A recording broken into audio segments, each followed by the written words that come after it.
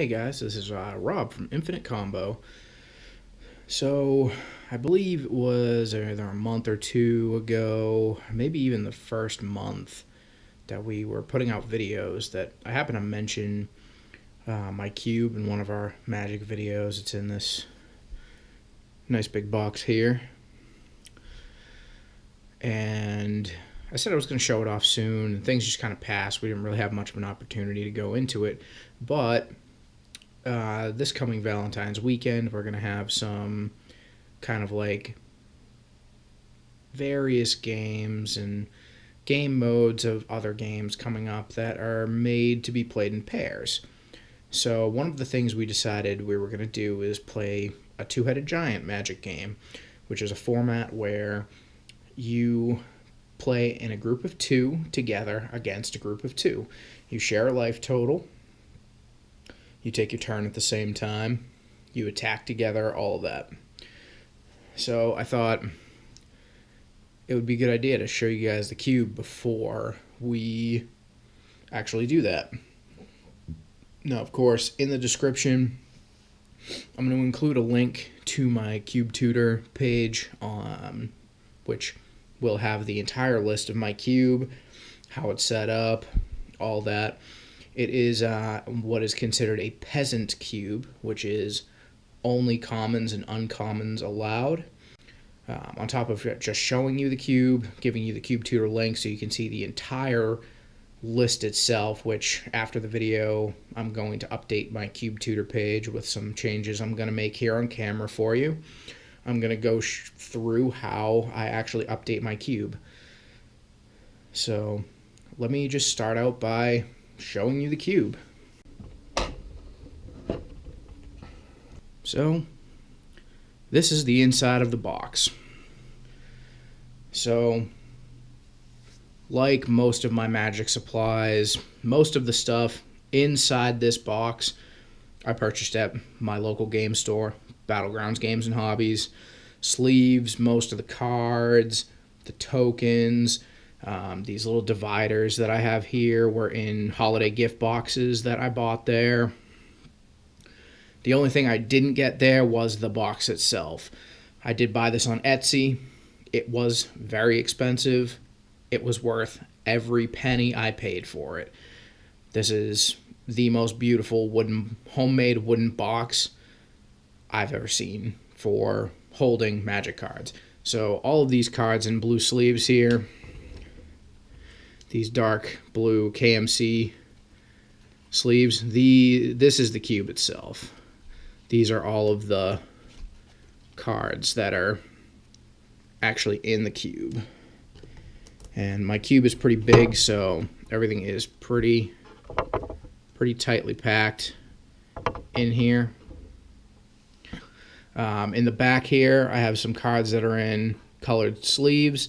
These are all tokens, so the sleeve matches the color of the creature. So, I have a 5/5 giant warrior that's white. It's in a white sleeve.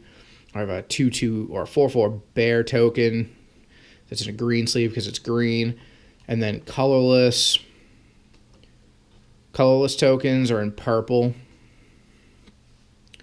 And then to the right, I have all the land. So the way a cube works is you take a collection of cards and put them together, and they're set for drafting. So what you do is you just shuffle everything together and then put them into booster packs. And cubes are generally going to be much more powerful than your typical draft because you're only going to use one copy of any given card in the cube, they try to make everything as powerful as possible. That was kind of my vision, was to take the most powerful commons and uncommons in the game and put them into a cube. I don't necessarily have everything I want. I'm still kind of debating on some uncommons or cards from sets that don't actually have rares. So then on the right here, I have my lands. So this is kind of the land bank. So just like a regular draft, when you go to Friday Night Magic, for example, and you draft, after you draft your deck, most stores have a box of lands. You grab lands, build your deck. At the end of the night, you give the lands back. So this is my land bank. They're already pre-sleeved as well, so the sleeving part doesn't need to be done. Everything's already pre-sleeved. So the other thing I wanted to talk about was how I update my cube. Now, I'm pretty far behind. I haven't updated my cube since Khans of Tarkir and Fate Reforged, and I wasn't really paying attention to the cube communities at the time, so I was just trying to look at the cards and grab what I felt was going to be the best cards for my cube. And I'm not exactly the best at assessing power level on cards sometimes. So there are some stuff from Khans of Tarkir and Fate Reforged I'm missing that are exceedingly powerful that I should have in here. But since those two sets, I haven't made an update. I did manage to get some foils from Magic Origins, Modern Masters 2015, and Dragons of Tarkir that I'm going to add into the cube today. So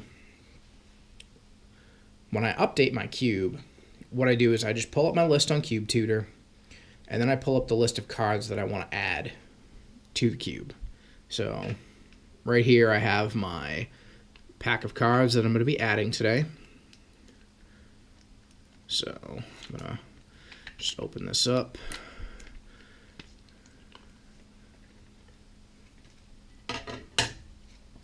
All these are foils, so I'm going to add all these today.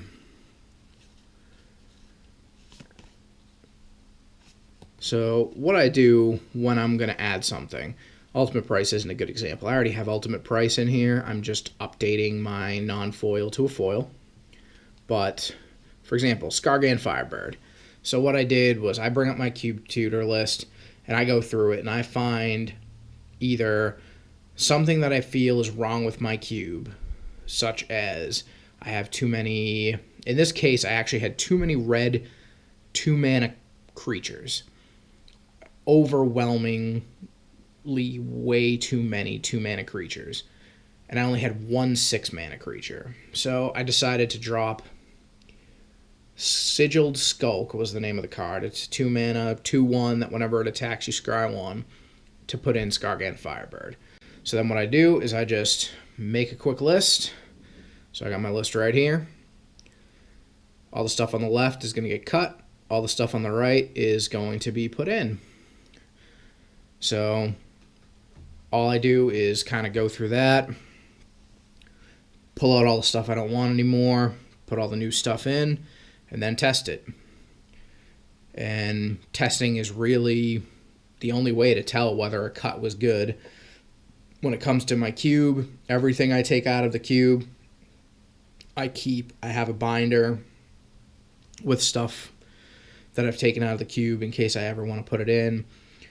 Just like testing for any format of Magic. Sometimes the first few months of playing a card, people consider it's bad, and then either something is printed that makes it better, or you find out something else, or some sort of rule change happens that makes the card better. So anything that's been in my cube at one point, I keep handy just in case I decide I want to put it back in. Once I have a cut, so Sigiled Skink is out. I'm going to get rid of him. And Skargan Firebird goes in his place. And then we can just put that in with the rest of the cube, and it's in. So, thank you very much for watching, and hope this is a good intro to the cube. We'll probably, we're going to film this cube to a giant video soon. It'll go up. It's going to go up over Valentine's Day weekend. We're going to have a bunch of videos then, and with any luck, we can get some good footage of us playing a game. And until next time, stay infinite.